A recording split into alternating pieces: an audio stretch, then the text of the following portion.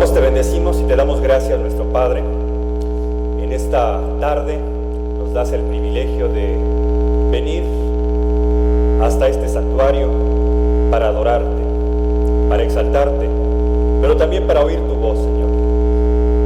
Dirígenos, auxílianos e ilumínanos con tu Espíritu, Señor. En el nombre de Jesucristo, nuestro Salvador bendito.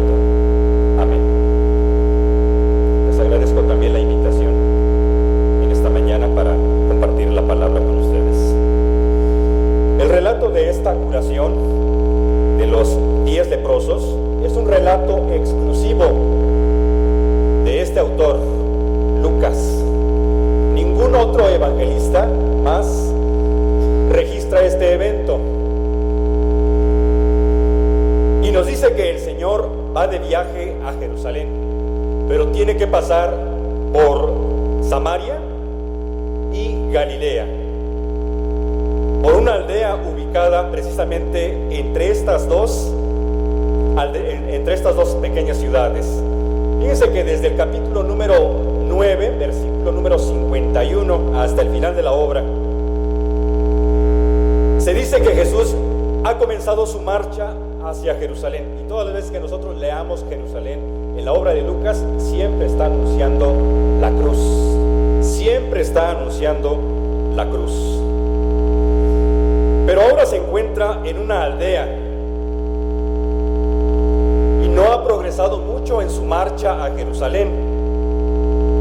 Los especialistas de la Biblia llaman a esta sección el viaje de Jesús a Jerusalén. Solamente esta sección del capítulo 9 hasta el final.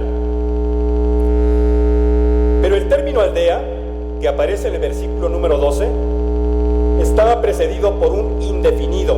Quiere decir ahí cierta aldea, ya que no se menciona su nombre. Y la lepra está íntimamente relacionada con esta cierta aldea, nuevamente indeterminada, en la que Jesús entra.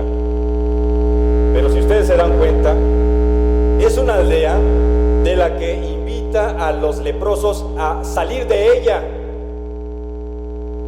Y si son más cuidadosos en su lectura, se van a dar cuenta que el único que regresó a darle las gracias le dice también: sal de esta aldea, vete.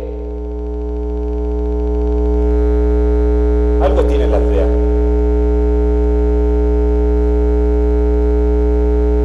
En esta localidad fronteriza, indeterminada, vamos a llamarle así, y le llamamos así porque el autor refleja la mentalidad prejuiciada de la población, y no porque el autor tenga una mentalidad prejuiciada. En esa mentalidad, en esta aldea, habitan judíos galileos y samaritanos, y entre ellos se encuentran los leprosos.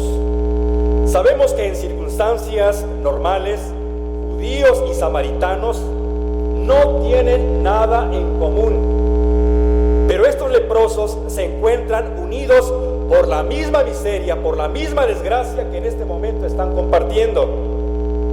El hecho de sentirse leprosos hace que puedan vivir juntos en la marginación. Vamos a encontrar rápidamente aquí en este pasaje una búsqueda y un encuentro. En primer lugar, el tema, un diezmo de gratitud, que más bien es la gratitud del único que volvió. Lucas nos refiere que al entrar Jesús en cierta aldea, insisto, cierta aldea, sale una comisión a recibir a Jesús. ¿Y qué comisión? La comisión está formada por 10 leprosos. Pero sorprende, por lo que nosotros revisamos en el pasaje, que estos leprosos no vivan fuera de la aldea. Por el contrario, desde allí salieron a encontrar a Jesús. Su lepra no era necesariamente la terrible enfermedad que hoy consideramos lepra. Lepra bíblica incluía enfermedades de la piel como la culebrilla, una especie de salpullido, psoriasis, leucodermia, vitiligo, algunas contagiosas, otras no. Sin embargo, el sufrimiento y el dolor del leproso de la época bíblica, en muchos casos, no eran causados por la severidad de la enfermedad, sino por la manera en que la sociedad religiosa y la sociedad civil los trataba. Y a pesar de habitar en esta aldea, propiamente no eran ciudadanos, sino que se los mantenía alejados en un gueto, en el gueto de los leprosos. ¿Qué pasó con estos que salen al encuentro de Jesús? Dice la Escritura que se detuvieron a lo lejos. Ustedes recuerdan que la Torá regulaba cómo se debía tratar la lepra y al leproso. Estos leprosos se ubican lejos de Jesús porque la ley los separaba físicamente de él. Pero hay algo interesante aquí y quiero que lo notemos. No permanecieron sin hacer absolutamente nada allí parados. Alzaron la voz y clamaron: Jesús, Maestro, ten misericordia de nosotros. Cuando el ser humano descubre sus dolencias más profundas, pronto aprende a clamar. Y estos leprosos encontraron palabras con qué explicar su necesidad. Jesús, Maestro, ten misericordia de nosotros, dice el versículo 13. No se están dirigiendo a un turista viajero que se dirige desde Galilea hasta Jerusalén. Por lo menos conocen el nombre de Jesús y se dirigen a él como maestro, como a una persona de autoridad. Y si han oído alguna vez hablar de Jesús como sanador, seguro que su clamor es un pedir de salvación. En ese momento, los leprosos se encuentran unidos por lo que piden, pero si ustedes se dan cuenta, pronto se van a dispersar. En ese momento implican por lo que no tienen, salud, pero una vez conseguida, dejarán de agradecer por lo que ya tienen. El grito que lanzan a Jesús es muy revelador. Es como si le dijeran: Jesús, jefe, ten compasión de nosotros. Por otro lado también, mis hermanos y hermanas, el grupo constituido por los 10 leprosos es un grupo mixto. Se encuentran entre ellos 9 galileos y un samaritano, unidos todos ellos por una misma suerte: ser leprosos a los ojos de la institución religiosa y ser leprosos también para la sociedad civil. Es Lucas quien afirma en otro de sus relatos que Jesús vino a buscar y a salvar lo que se había perdido. Él vino a buscar no entre los cementerios, vino a buscar entre las plazas, vino a buscar entre los cantones, vino a buscar entre las sinagogas, vino a buscar entre las callejuelas a los corazones tiesos, a los corazones que hieden, para tocarlos con su gracia, resucitarlos, darles nueva vida. Y aunque la ley los separaba físicamente a ellos, a hombres y mujeres de Cristo, la gracia siempre los colocó en el foco, siempre fueron el centro de la preocupación de la gracia, de la misericordia de nuestro Padre Celestial. Nos dice aquí la Escritura que están lejos de Cristo, pero no tanto que no pudieran dirigir a Él una súplica. Jesús, Maestro, ten misericordia de nosotros. Si ustedes se dan cuenta, estos leprosos no se resignan a vivir permanentemente en la oscuridad, no se resignan a seguir siendo excluidos de la comunidad, de la sociedad. Salen al encuentro de Jesús, se ponen a distancia y desde ahí se hacen presentes por medio de su clamor. Seguramente había tantos otros leprosos, leprosas. Seguramente había tantos otros que tenían otras clases de lepra y no se hicieron presentes por medio de su voz. Vemos que estos se pararon de lejos, sabiendo que no podían acercarse. ustedes saben muy bien por las reglamentaciones del Antiguo Testamento, que por lo menos podían acercarse 50 metros, no más, y anunciar que iba un leproso diciendo: inmundo, inmundo. Pero estos individuos se hacen presentes por medio de su voz. Y hay algo interesante, que quien se hace presente por medio de su voz, identificando su necesidad y clamando a Jesús, dice aquí, cuando Jesús los vio. Jesús los vio. Este es un detalle muy pequeño, pero muy importante. En el clamor no hay siquiera una petición a Jesús de curación. Nótenlo ustedes, le están pidiendo curación. Estos individuos no saben lo que quieren, más bien, no saben lo que no quieren en medio de su caos. Sí saben lo que quieren. ¿Cuánta gente no hay así? Que a veces en medio de su caos no sabe lo que quiere, porque no puede identificarlo en medio de tanto caos, pero sí lo que quiere: que alguien le salve, que alguien le redima, que alguien le salve.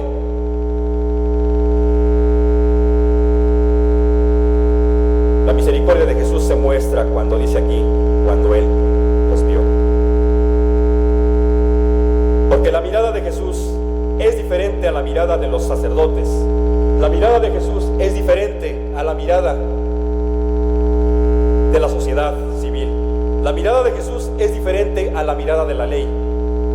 ¿Saben cómo los miraba sacerdotes, sociedad civil y ley a estos individuos? Como muertos en vida. Jesús representa al Dios que ve del Antiguo Testamento. ¿Se acuerdan de la esclava egipcia de Sara y de Abraham? Una vez que huye de ellos por algunas injusticias que por ahí se dan, prácticamente ella se abandona y quiere morir. Y de repente nos dice el texto que es Dios quien la ve. Incluso le pone a la fuente: el viviente que me ve. ¿Se acuerdan también cuando los egipcios oprimían al pueblo de Israel? En el capítulo 3 dice que vio Dios el clamor de su pueblo. Ver. Porque Dios mira diferente, Dios nos ve diferente. Y si ustedes se dan cuenta, el texto nos dice que la ley judía y también la naturaleza, a veces inconsciente, hacen o conspiran para hacer a estos leprosos completamente invisibles. La gente tiende a ignorar a enfermos y moribundos porque el sufrimiento y la muerte siempre nos incomodan.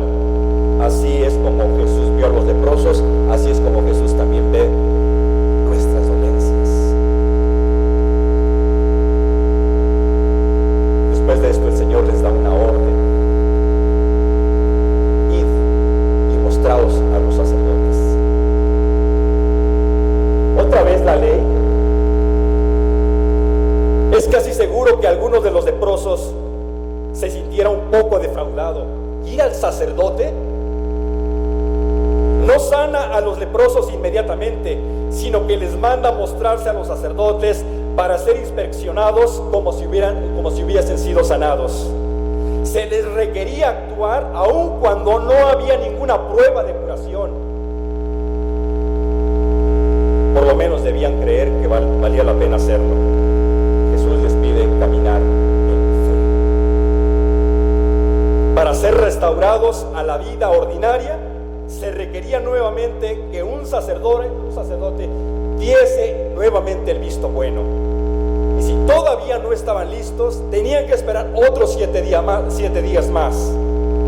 Las instrucciones de Jesús nos hacen suponer que en el camino hacia los sacerdotes, los leprosos quedarían sanos, porque el ritual de la purificación solo puede llevarse a cabo si la enfermedad ha desaparecido.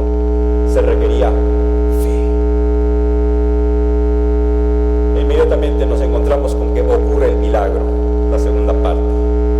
Dice el texto número 14, que aconteció que mientras iban, fueron limpiados. No fueron sanados inmediatamente, como quizá cada uno de ellos lo habría esperado. Son sanados al obedecer la voz del Señor.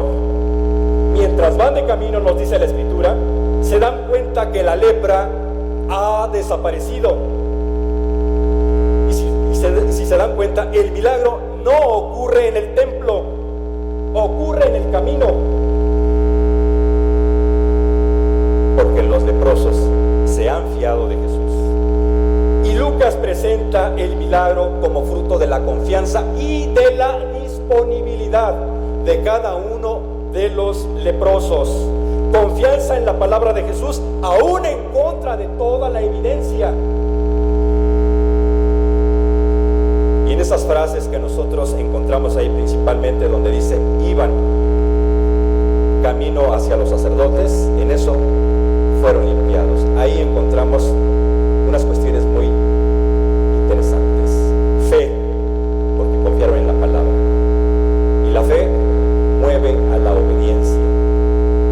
Y la obediencia produjo el milagro. No es que estos hombres obedezcan para que se haga el milagro. Obedecen porque el milagro ya se ha realizado, solo que ellos tenían que creerlo. Y aquí nos encontramos con una gratitud.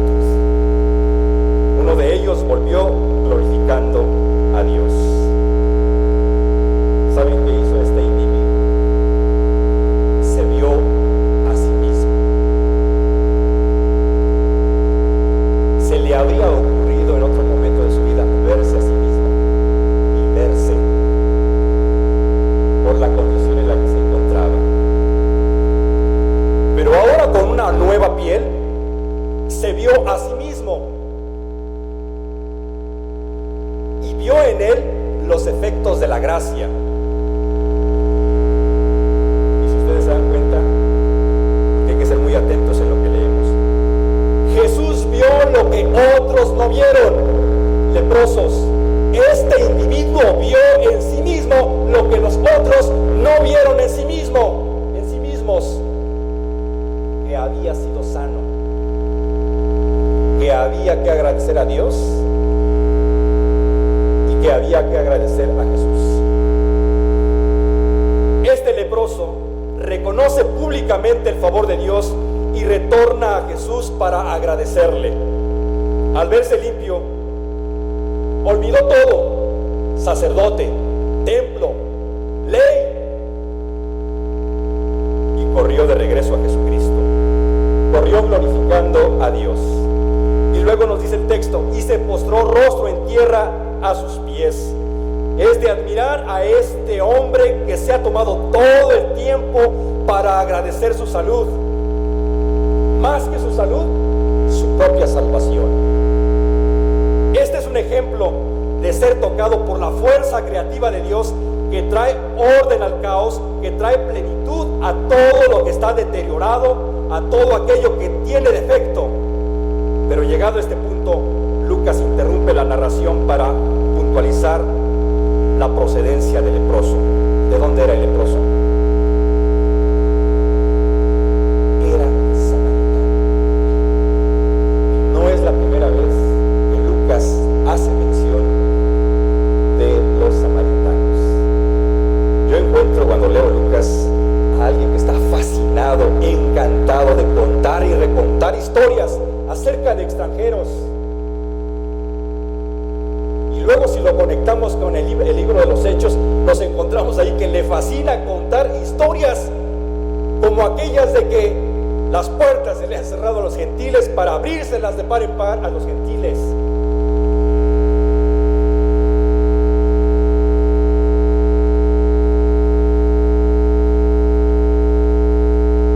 En el contexto judío, decir samaritano era decir proscrito, excluido de la casa de Israel.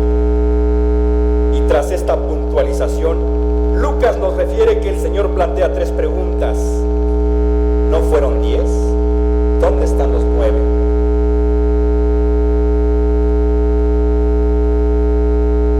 Las 3 poseen una carga de extrañeza y de desencanto, pero en el contexto del relato sirven para dar realce a la expresión a gratitud, a la expresión agradecida que alaba a Dios de este nuevo hombre, porque se ha convertido en un nuevo hombre. Por eso les decía en un principio, el título tradicional de un texto como este es la curación de los 10 leprosos, pero más bien le pondríamos por título el agradecimiento del samaritano.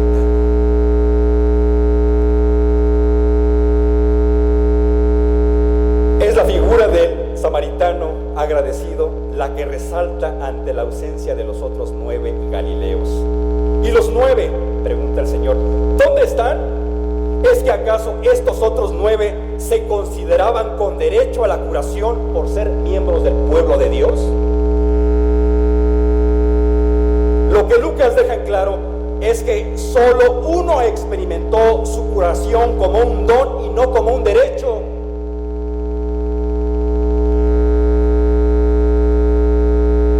Alguien que no tiene estatus ni social ni religioso.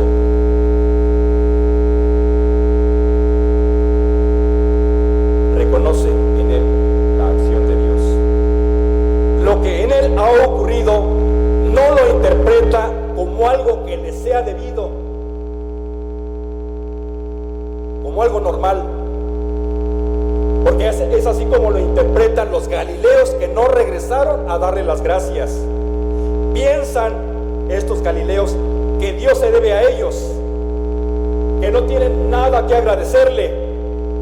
Es más, piensan que es normal que Dios actúe en ellos salvíficamente, y hasta podrían decir, después de que Jesús los sanó, si es que se fueron no sé a dónde, incluso a tomarse un trago, es decir, para eso tenemos rabinos aquí, para eso tenemos sanadores aquí. Esa es la actitud desagradecida.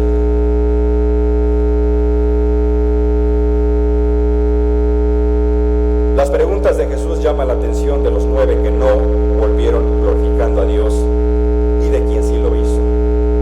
Jesús critica a los 9 que no agradecen, pero también nosotros estamos tentados a unirnos con Él en esta crítica.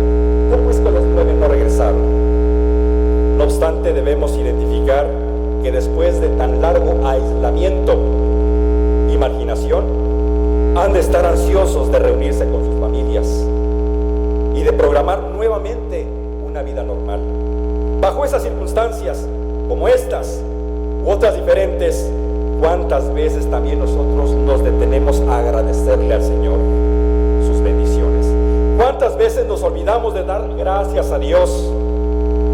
Somos del sentir del salmista que dice: bendice alma mía a Jehová y no olvides ninguno de sus beneficios. El relato de hoy nos enseña que cuando 9 vieron que su lepra estaba curada y que pudieron sentir su cuerpo como nuevo, tomaron su bendición por sentado y se olvidaron de dar gracias.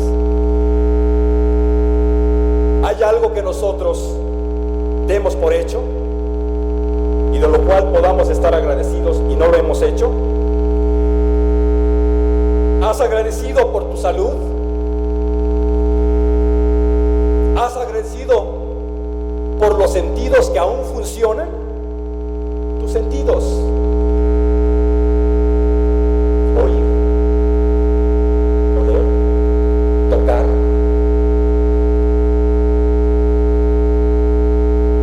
ver.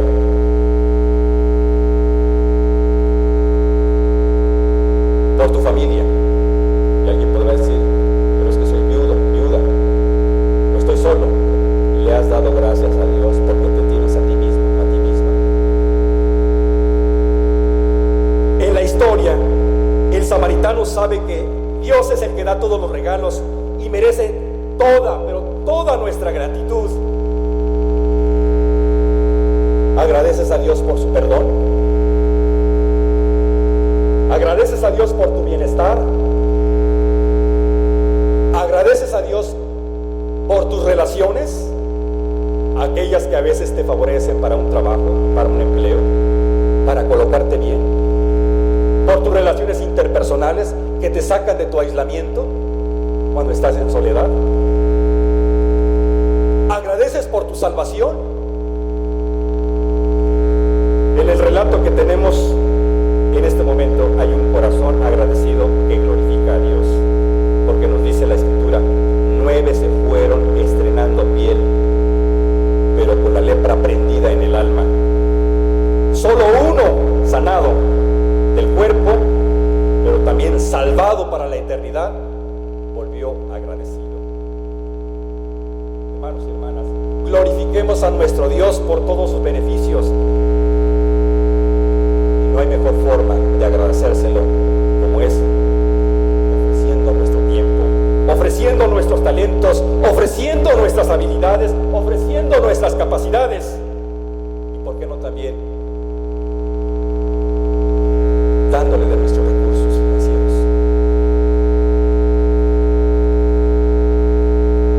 Porque esta es una forma de agradecer lo que ha hecho por cada uno de nosotros. Oremos.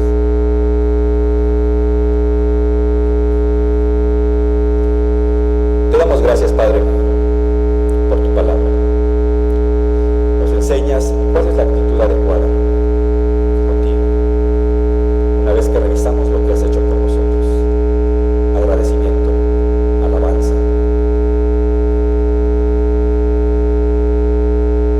Queremos darte, Señor, nuestro tiempo, nuestros recursos, incluso hasta los financieros, nuestros talentos, nuestras capacidades, nuestras habilidades, queremos ponerlas a tus pies. Gracias, Padre, por tu iglesia. Permite que este sea su sentir, el sentir de este samaritano agradecido. En Cristo Jesús. Amén. Que el Señor les bendiga, hermanos.